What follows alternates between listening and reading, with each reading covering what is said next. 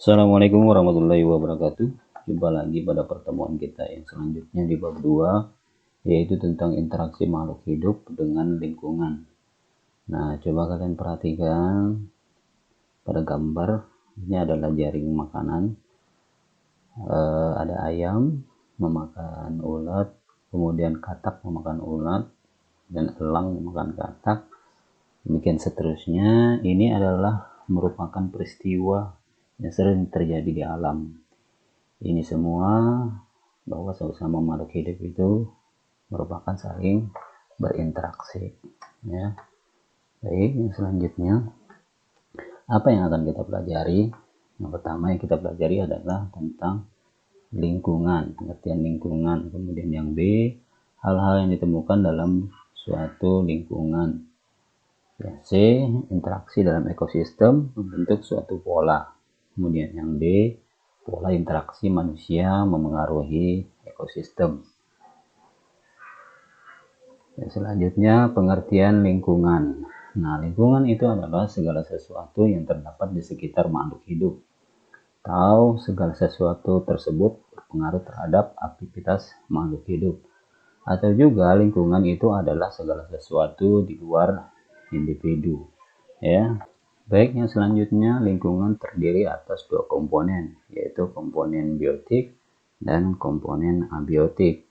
Apa saja komponen biotik itu? Komponen biotik terdiri atas makhluk hidup seperti manusia, hewan, tumbuhan, dan jasad renik. Kemudian komponen abiotik itu terdiri dari benda-benda tidak hidup, diantaranya air, tanah, udara, dan cahaya. Nah, bisa kalian perhatikan pada gambar yang mana komponen biotik dan yang mana komponen abiotik. Baik, selanjutnya B, hal-hal yang ditemukan dalam suatu lingkungan hidup. Pada gambar, kalian bisa melihat gambar daripada habitat. Setiap makhluk hidup memerlukan lingkungan tertentu sebagai tempat hidupnya. Tahukah kamu, tempat hidup dinamakan habitat. Dalam suatu habitat terdapat berbagai jenis makhluk hidup atau biotik dan makhluk tak hidup atau abiotik. Tempat yang kamu kunjungi merupakan suatu habitat bagi suatu makhluk hidup. Nah, coba perhatikan di dalam gambar itu ada habitat hutan, kemudian es, ada sawah, savana, laut, ya. Nah, itu adalah contoh-contoh daripada habitat suatu makhluk hidup. Yang selanjutnya adalah C, interaksi dalam ekosistem membentuk suatu pola. Nah, yang pertama adalah interaksi antara makhluk hidup dengan makhluk lain. Ekosistem itu adalah interaksi atau hubungan timbal balik antara makhluk hidup dengan lingkungannya. Nah, di dalam ekosistem itu terdapat rantai makanan. Apa itu rantai makanan? Yaitu perpindahan energi melalui peristiwa makan dan dimakan yang membentuk suatu rangkaian tertentu. Nah, ini bisa kalian perhatikan pada gambar contoh daripada rantai makanan. Oke, yang selanjutnya adalah jaring-jaring makanan. Nah, ini sama gambar yang di depan tadi, ya. Apa itu jaring-jaring makanan? Sekumpulan rantai makanan yang saling berhubungan seperti membentuk jaring, ya. Nah, ini bisa kalian perhatikan contoh daripada jaring makanan. Nah, ini belalang dimakan oleh katak, kemudian belalang dimakan oleh burung, ya. Demikian seterusnya. Kemudian ada yang namanya piramida makanan. Nah, apa itu piramida makanan? Ya, ini adalah konsumen ketiga atau puncak, ya. Yang paling bawah itu adalah produsen. Jadi artinya bagian atas ini adalah pemangsa atau predator, ya. Jadi harus saling berkaitan atau berkesinambungan. Jadi kalau misalnya dalam satu sistem ini hilang, maka habitat atau ekosistem itu terganggu. Yang selanjutnya 2, macam-macam simbiosis. Nah, ini adalah contoh daripada simbiosis. Yang pertama adalah komensialisme, yang kedua ini adalah parasitisme, yang ketiga mutualisme. Ya, bisa kalian perhatikan pada gambar ya. Nah, ini kemudian pengertiannya. Nah, apa itu simbiosis mutualisme? Itu interaksi yang saling menguntungkan, misalnya hubungan antara kerbau dan burung jalak, dan seterusnya. Kemudian parasitisme itu adalah interaksi yang hanya menguntungkan satu pihak saja, atau parasit dan pihak lain dirugikan inangnya. Contoh benalu yang hidup sebagai parasit pada tanaman inang, dan seterusnya.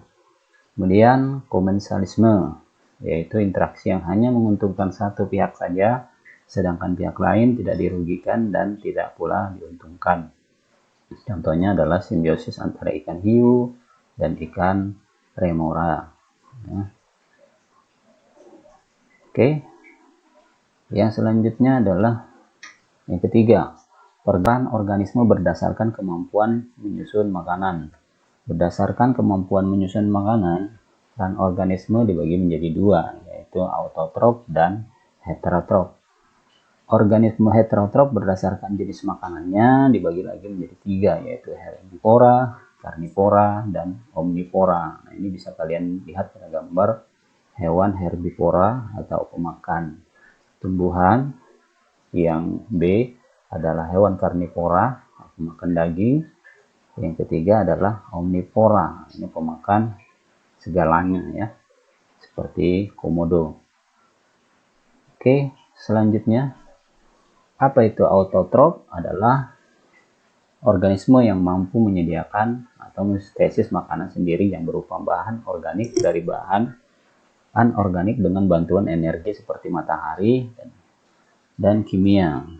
Komponen autotrof berfungsi sebagai produsen, contoh tumbuhan hijau. Nah, yang heterotrof tadi adalah organisme yang memanfaatkan bahan-bahan organik sebagai makanannya dan bahan tersebut disediakan oleh organisme lain. Nah, tergolong heterotrof adalah manusia, kita sendiri, hewan, jamur, dan mikroba.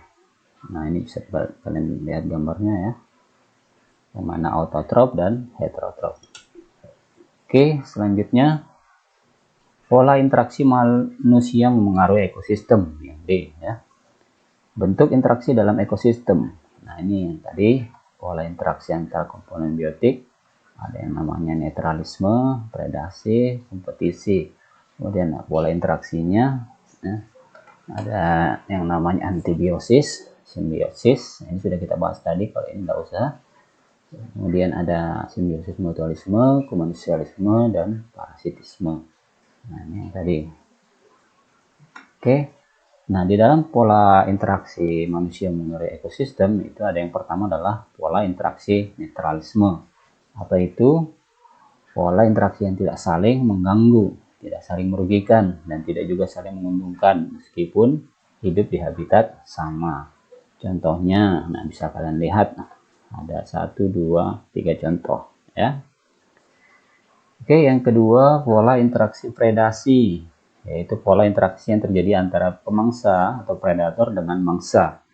Jadi adanya peristiwa predator atau pemangsa memakan hewan lain. Nah, ini contohnya ada 1, 2, 3 contoh. Baik, yang selanjutnya pola interaksi makhluk hidup memengaruhi ekosistem. Yang selanjutnya yaitu yang ketiga, pola interaksi kompetisi. Apa itu? Pola interaksi yang terjadi karena adanya persaingan antara individu atau populasi untuk memenuhi kebutuhan hidup, namun habitat tidak menyediakannya dalam jumlah yang cukup. Nah, ini bisa kalian lihat contohnya 1, 2, dan 3. Baik, yang terakhir adalah pola interaksi antibiosis atau esensialisme.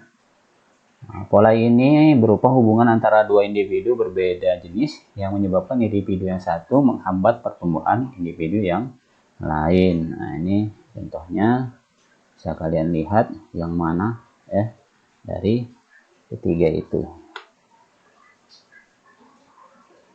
Baik anak-anak, demikian yang dapat Bapak sampaikan. Mudah-mudahan dapat dipahami. Bapak cukupkan sekian. Assalamualaikum warahmatullahi wabarakatuh.